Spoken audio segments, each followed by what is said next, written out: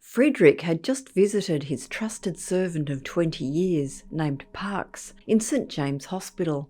He had sent an ailing Parkes there 3 days earlier for observation and had just heard the doctor's report. Dr. Godfrey Symes, a friend who had known Parkes for as long as he, told Frederic that he believed that Parkes was suffering from an internal tumour, which could not be diagnosed for certain, but symptoms suggested was malignant. Only an exploratory operation and its removal after 10 days of bed rest could confirm the diagnosis. He suggested that Parkes not be told immediately, as he seemed a nervous man and his dread of the procedure might counteract its effectiveness. Dr. Symes undertook to write to Frederic within the week and request that he come up to London to inform Parkes.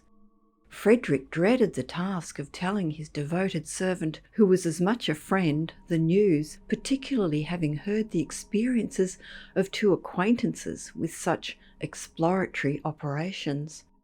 While saying that any other treatments, such as violet leaves or X-rays, would be rubbish or quackery, Dr. Symes said that he would have no objection to any remedies Frederic would like to try, as long as they were not harmful. Amidst worrying about Parkes, that wintry evening Frederic was expecting 2 visitors, Charles Hope and a medium called Mrs. Forrest. Mrs. Forrest had a considerable reputation in psychical circles and had produced some extraordinary spiritual texts with no imputation of trickery as yet coming near her. When in a trance, she spoke and wrote under the direction of a certain control, that is, a spiritual and discarnate intelligence currently in possession of her. But lately there had been signs that a fresh control had inspired her, their name and identity still unknown. Then eventuated a strange incident. The week before, when in a trance and apparently under the direction of this new control, Mrs. Forrest began describing in detail a certain house where the control said he had work to do. It had suddenly struck Charles that she was speaking of Frederic's house on the coast in Tilling. Her perfectly accurate description of a place she had never seen might conceivably have been derived from Charles' mind, but she added a detail that Charles believed to be incorrect: a big piano near the bow window. Oddly, Frederic had hired a piano only a week ago that stood in the place she mentioned. The control stated that his work of helping a situation in this house would be easier if the medium held a séance there.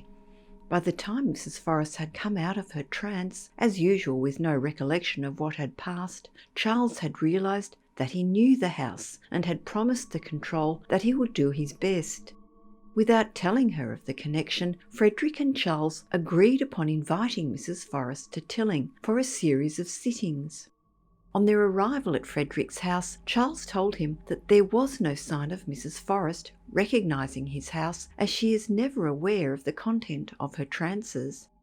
Mrs. Forrest came across as intelligent and practical, with a sense of humour and putting on no airs about her gifts. She explained them as the subconscious part of her getting in touch with discarnate entities, her control using her hand and voice. When asked about her new control, she laughed, as she was, of course, unaware. After dinner, the 3 sat down around a small table with a pencil and paper in case automatic writing took place or the 2 men wished to make notes. Mrs. Forrest leant back until her eyes closed and a violent trembling seized her.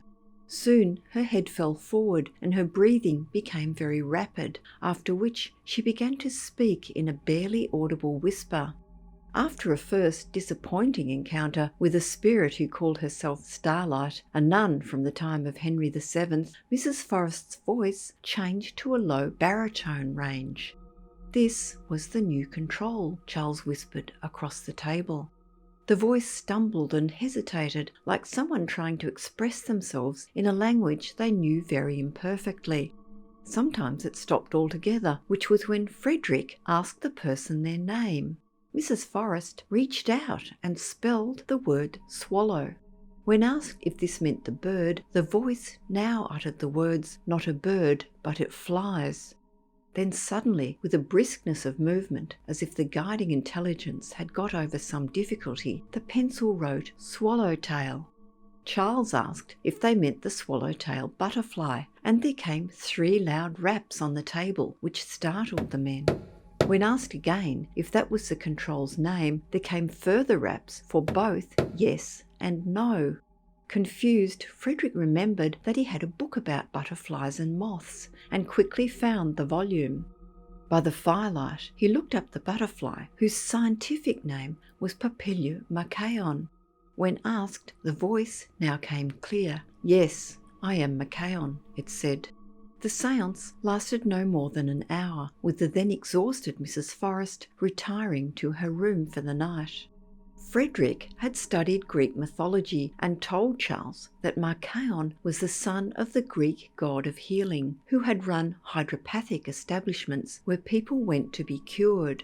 Charles wondered what he could do for his host, who seemed very fit. A light then dawned on Frederic, who, despite worrying on and off about Parkes all day, had not made the connection. Perhaps Machayon was here for Parkes. He found another book which indicated that Machayon had also been a physician. The pair decided to read no more, in case they were suggesting things to the medium's mind, and to hold another séance the following day. Mrs. Forrest did not appear at breakfast, so Frederic sat in a bow window writing letters. Outside, the air bitter and laden with snow. While searching for a word, he looked out the window to the empty street and was surprised to see the figure of a young man walking down the middle of it. The man had black curly hair and wore a large white cloak reaching down to his knees, below which his legs and feet were bare, as was his free arm. As he came immediately outside the window where Frederic sat, he raised his head, looked at him directly and smiled. Frederic suddenly recognised him as the statue of a Greek god, as, with the certainty of one returning home, the figure mounted the steps outside his front door and seemed to pass into it and through it.